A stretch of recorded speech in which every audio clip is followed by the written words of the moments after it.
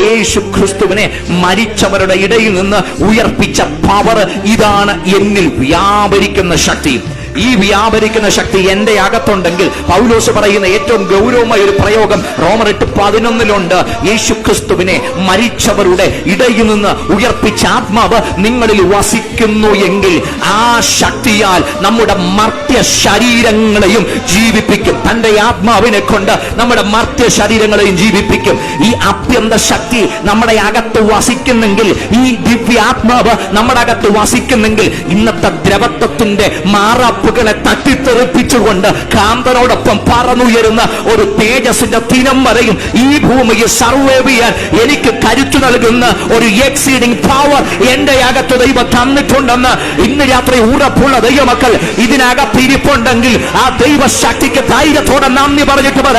എന്നിൽ വ്യാപരിക്കുന്ന ഈ എക്സീഡിംഗ് പവർ, ഈ അളവില്ലാത്ത ശക്തി, ഈ ഉന്നതമായ ശക്തി